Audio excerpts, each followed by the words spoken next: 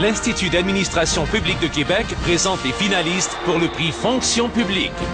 La Commission des normes du travail, l'Office Québec-Amérique pour la jeunesse, le ministère des services gouvernementaux, Service Québec. Finaliste, Commission des normes du travail. Réalisation, la prévention du harcèlement psychologique au travail, un défi relevé.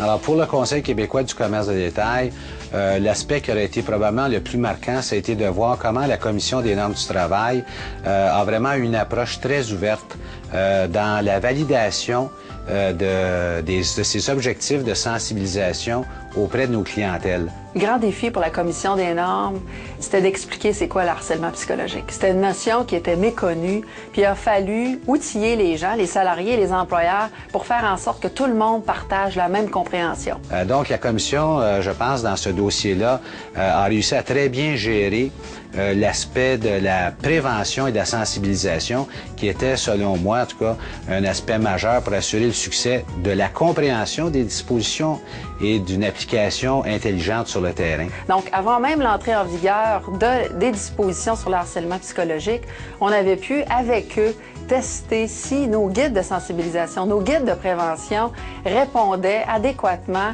en fait, les supportaient comme il faut. Et avant même de les publier, on avait leur réaction. Donc, on a pu s'ajuster au fur et à mesure. Ça, je pense que c'est vraiment quelque chose qui est nouveau, pour lequel on est très fiers. Si on regarde pour l'avenir, le grand succès que la Commission des normes du travail a eu avec l'expérience du harcèlement psychologique devrait être porteur pour des initiatives futures. En termes d'application, au lieu d'agir en curatif, on a agi en préventif.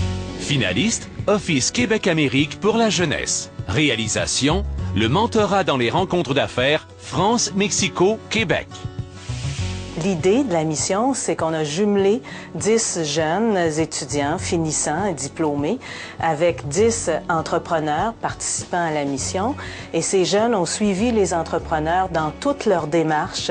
Lors de cette mission qu'on avait au Mexique, j'ai pu faire passer mon message beaucoup plus efficacement puisqu'elle parle espagnol, elle est d'origine mexicaine, elle est intégrée au Québec et elle voyait la possibilité de participer à cette initiative qu'on essaye de développer les entreprises québécoises au Mexique. Les résultats ont été au-delà de nos espérances. Sur 10 jeunes, 7 ont reçu par la suite une offre d'emploi ou un mandat, soit de leur mentor ou soit d'une autre entreprise qui participe à la mission. Moi, j'en ai profité pour la compagnie et elle a pu en profiter parce qu'en 3 jours, là, elle nous disait, son témoignage, c'est en 3 jours, je n'ai appris plus qu'en 2 ans de théorie à l'université. Pour l'Office Québec-Amérique pour la jeunesse et nos partenaires, le Secrétariat à la jeunesse et le ministère du Développement économique, Innovation et Exportation, c'est un projet tout à fait gagnant-gagnant.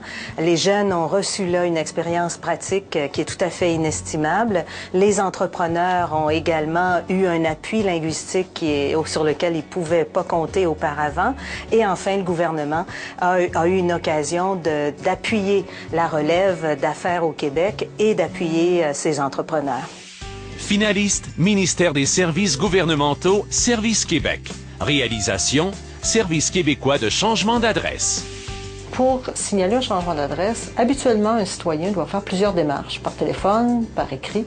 Alors, le projet consistait à faire en sorte qu'un citoyen puisse le faire par Internet, dans un seul formulaire, à tous les ministères avec lesquels il fait affaire. C'est une structure de projet matricielle dans laquelle il y avait 5 équipes, sous 5 thèmes différents, et dans chaque équipe, il y avait 7 ministères et organismes qui étaient présents.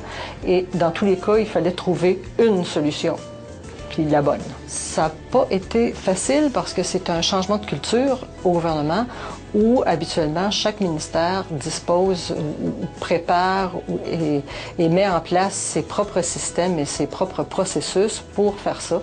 Là, il fallait trouver un processus commun pour tout le monde et rendre ça simple pour un citoyen. Tout le système a été bâti dans le respect de la loi sur la protection des renseignements personnels. Un citoyen qui utilise le site Internet, il le fait en une dizaine de minutes. Il peut aviser les 6 ministères et organismes avec lesquels il fait affaire. S'il le fait de façon traditionnelle, il faut d'abord qu'il obtienne la ligne téléphonique et on calcule en moyenne que ça lui prend 45 minutes. Les méthodes qui ont été développées, les outils informatiques qui ont été développés sont réutilisés maintenant dans d'autres projets. Le grand gagnant du service, c'est le citoyen. Dorénavant, il fait affaire avec son gouvernement en une seule démarche. Les partenaires des 20e prix d'excellence de l'administration publique du Québec souhaitent bonne chance à tous les finalistes.